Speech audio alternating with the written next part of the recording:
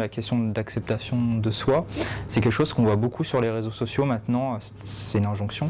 Pour moi, acceptez-vous quoi qu'il arrive. Pour moi, c'est strictement la même chose que maigrissez.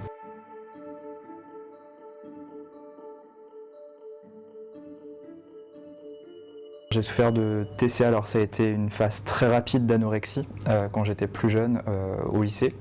Alors ça a commencé très tôt, cette obsession de perdre du poids, ça a commencé vers 10 ans, suite à la remarque d'un médecin un peu grossophobe, un peu beaucoup même. Et j'ai eu le droit, c'est pas normal d'être aussi gros pour ton âge.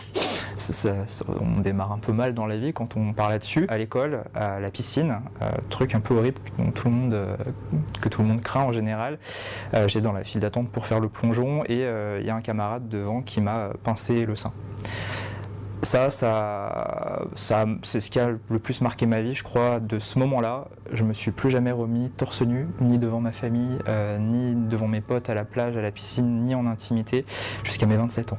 Et j'ai eu cette période d'anorexie vraiment à l'adolescence, au lycée. C'était des grosses restrictions. Je mentais à mes parents, donc je disais que je mangeais à la cantine le midi. Du coup, je mentais à mes copains en disant que j'avais un niveau, je me rappelle que j'avais un niveau de maths horrible et que je devais travailler à la pause entre midi et 2. Du coup, j'échappais à la cantine. Le matin, je disais que j'étais pas faim alors que j'étais affamé. Et le soir, du coup, ce que je disais à mes parents, c'est que j'avais mangé soit au goûter avec mes potes, etc., que j'avais pas très faim. Donc au final, on était allé avec le recul sur 200 calories, 300, 400 calories grand max par jour. J'ai essayé de marcher le plus possible. Il y a des fois où je m'arrêtais 2-3 arrêts avant. Voilà, toutes des petites combines pour manger le moins possible et avoir vraiment cette activité un peu accrue pour toujours éliminer plus. On ne guérit pas forcément spontanément des TCA, il faut vraiment se faire suivre. Mais j'ai mis un tout petit doigt de pied dedans et j'ai eu le temps en fait de me rendre compte d'avoir peur en fait de ce que j'étais en train de faire, et la peur a été beaucoup plus grande que cette volonté de perdre du poids.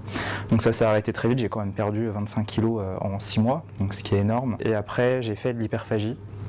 Un peu plus vieux cette fois, après la vingtaine. C'est manger de grosses quantités de nourriture en très peu de temps, donc ça va aller sur 3000-4000 calories, donc ça va très vite quand c'est de la junk food, des choses comme ça. C'était surtout le soir, alors soit en rentrant des cours, pourtant tout se passait bien, c'est surtout dans ma relation qui était un petit peu toxique où j'avais besoin de me remplir, il y avait un vide. Le médecin, c'est celui qui a déclenché le premier régime, alors c'est pas du tout mes parents qui m'ont mis au régime, etc. C'est moi qui ai vraiment qui ai suivi ma mère aussi, qui faisait des régimes tous les 15 jours, etc. Mes tantes aussi, donc j'ai suivi un petit peu le pas. Et de toute façon, l'anorexie, il y a tout un spectre derrière qui fait qu'on va pouvoir déclencher la maladie.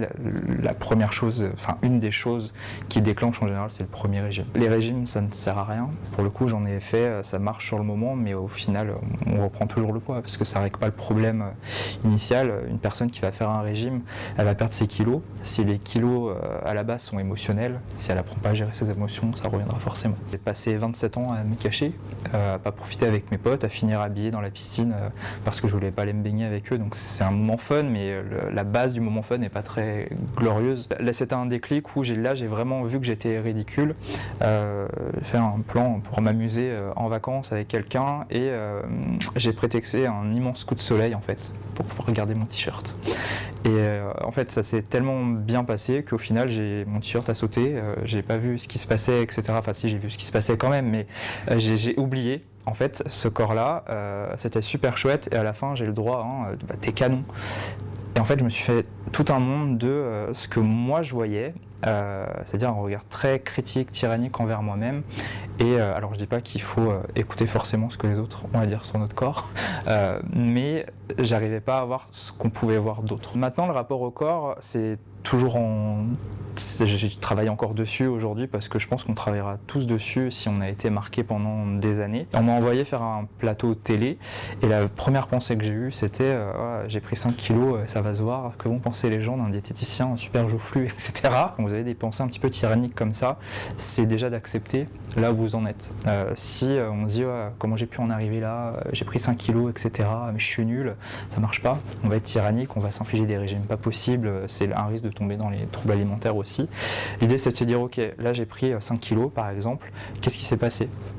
Voilà, j'ai sorti le livre, ça a été très rapide, j'ai vu travailler à mon cabinet en même temps, j'ai pas pu me faire à manger correctement, j'ai pas pris le temps d'aller au sport parce que j'étais tellement fatigué que j'en pouvais plus.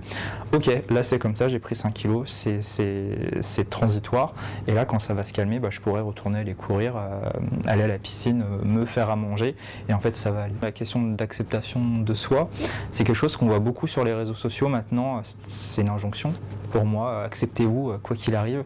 Pour moi c'est strictement la même chose que maigrissez. En fait, on ne laisse pas le choix aux gens. Aujourd'hui, dans mes consultations, j'ai encore des personnes qui culpabilisent de venir me voir parce qu'elles veulent perdre du poids. Pour leur santé, alors c'est pas du tout esthétique, c'est qu'elles ont mal aux genoux, c'est qu'elles ont du diabète, etc. Elles culpabilisent de venir parce qu'on devrait s'accepter comme on est. Il y a une différence entre s'accepter et s'aimer. Aujourd'hui, moi, je pourrais dire que je m'aime. C'est pas vantard ou quoi que ce soit, j'aime bien la personne que je suis devenue. C'est pas pour autant que j'accepte tout, et pour exemple, en fait, l'année dernière, j'ai fait de la chirurgie réparatrice. Suite à l'obésité, un problème hormonal que j'ai eu quand j'étais plus petit, j'ai développé une gynécomastie, donc c'est une poitrine plus développée chez les hommes, qui était extrêmement complexant pour moi, surtout que je racontais que quand j'étais petit, on m'a pincé le sein. Finalement, on voit que ça. J'ai décidé de me faire enlever ça, et voilà, je l'ai raconté sur les réseaux sociaux. On m'a dit ouais, tu t'acceptes, mais tu te fais charcuter, etc. Ouais, en fait, c'est une preuve d'amour envers soi, c'est le truc ultime qui fait que ok, je m'aime, mais il y a un truc que j'accepte pas, et là, pour être mieux avec moi-même, je décide de passer le pas. À la fin de mon livre, j'ai noté bravo au petit Jérémy, on a gagné. C'est ça le message en fait, c'est que ça a beau être difficile, la vie elle est jamais rose, dans tous les cas, il y a toujours c'est un cheminement, il y a toujours des étapes, on va chuter. C'est pas parce que ça se passe pas très bien en ce moment que ça va être le cas pour toujours. Là aujourd'hui, je vis ma meilleure vie, je suis très heureux, etc. J'ai pu écrire un livre pour raconter ça et plein d'autres choses, donc c'est plutôt chouette. Et vraiment pas oublier qu'en fait le poids ça nous définit pas en fait.